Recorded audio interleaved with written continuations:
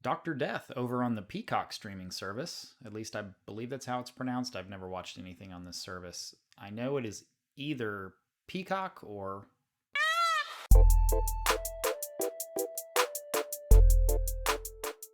Hey, my name's Dismoto, and on this channel we talk movies and television. Do you like movies and television? I bet you do, because you're here watching this video with me. If you like this, or movies, or television, and you want to see more, click that subscribe button. Okay, thanks. Dr. Death was directed by Maggie Kiley, Jennifer Morrison, and So Young Kim. In the lead role, we have Charlie from the Mighty Ducks, aka Joshua Jackson, and as her co-stars, we have Alec Baldwin, Christian Slater, and Grace Gummer. This is the true story of Dr. Christopher Duntsch, a neurosurgeon who trained in Tennessee, eventually moved to Dallas where he began his practice, and once he's there and begins working on his patients, they mysteriously end up maimed or dead. As victims pile up, two of his fellow physicians set out to stop him. All right, let's talk about what you get out of Dr. Death. By far, the thing I expected the least coming into this was the amount of artistry through the beautiful camera work and editing that we got. This was entirely unexpected, and it's kicked off from the very first episode.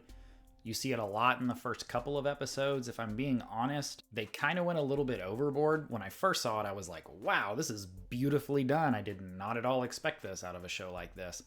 But then pretty quickly, you're sitting there watching the show, and you're like, oh, look, they're using depth of field again.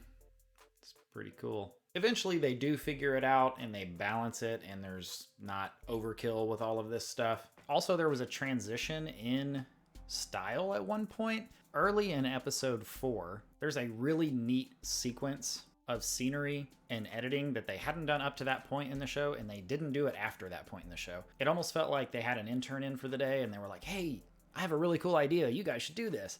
And they did it, and they never did it again. And it's fine because, again, I don't want them going overboard doing the exact same thing in every single episode. But that particular intro in episode 4 was really cool, and I really enjoyed it. The next thing we get is great acting across the board. Joshua Jackson played a freaking awesome Dr. Duntsch. If you're familiar with this story, if you listen to the podcast, you're aware of how terrible and terrifying of an individual Christopher Duntsch is, and Joshua Jackson nailed the role in my opinion. Having said that, my favorite actor in this show was easily Christian Slater. His character provided the comic relief for the show. I hold a special spot in my heart for Christian Slater because of his performance in Mr. Robot. In fact, there was a part in this show that I feel like they intentionally put in there where Christian Slater is being asked about how Dr. Duntsch went about doing something out on the internet, and Christian Slater said, I don't know, I'm not really the hacking type, and I thought that was just chef's kiss. It was perfect.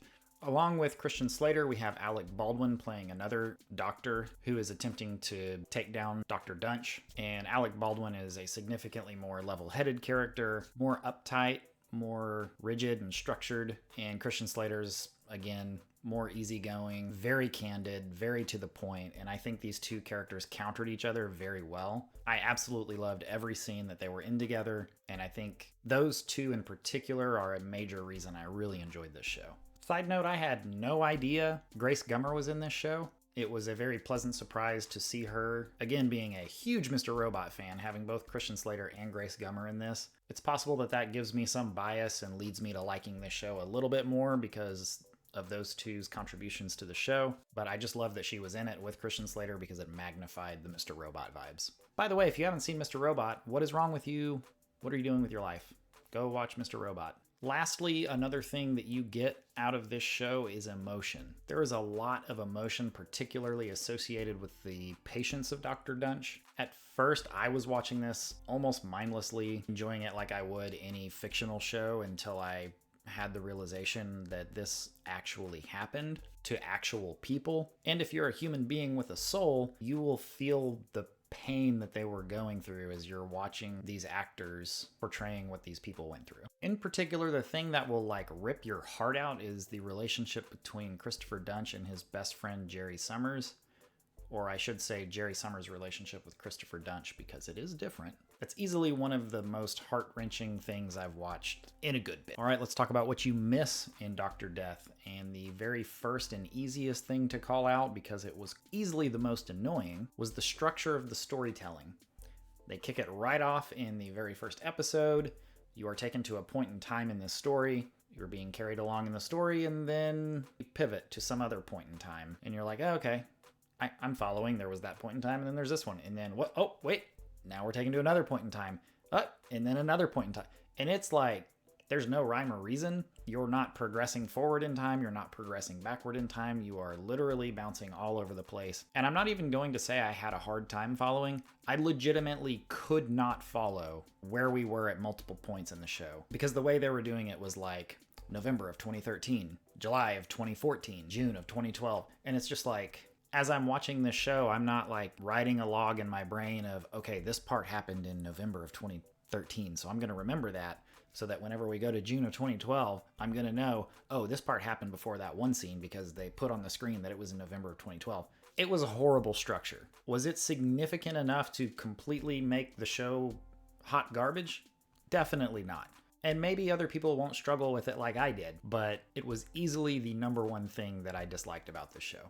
All right, the next thing is consistent pacing. Most episodic television or series struggle with this in that there's an episode or maybe an entire season or multiple seasons. I'm looking at you, Dexter seasons 3, 6, and 8, where the events in those episodes or those seasons just feel like they're dragging out.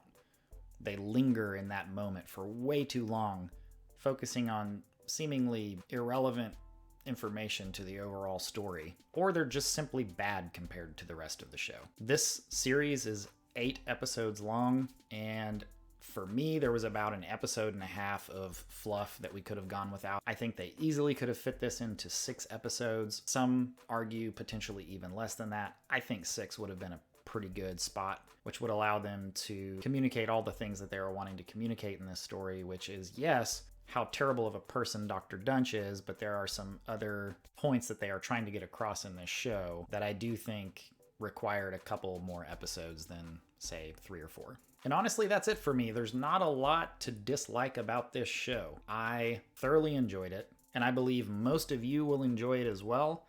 I'm blown away that this isn't being talked about. Again, I think it's because it's on the Peacock Network, and maybe just a lot of people don't have the Peacock Network. That said, if you're a true crime fan at all, or if you're familiar with the story, maybe you listen to the podcast, this is an absolute must-watch. So yeah, this is my first television rating on the channel. I'm going to be giving it 4 stars, having to dock a star for those few misses that I identified, but this really is one of the better shows I've watched this year, and I think you'll enjoy it, so check it out.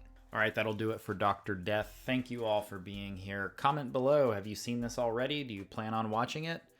Or what's the best show you've watched so far this year? Because we all know we've had plenty of time to watch TV this year. See you all.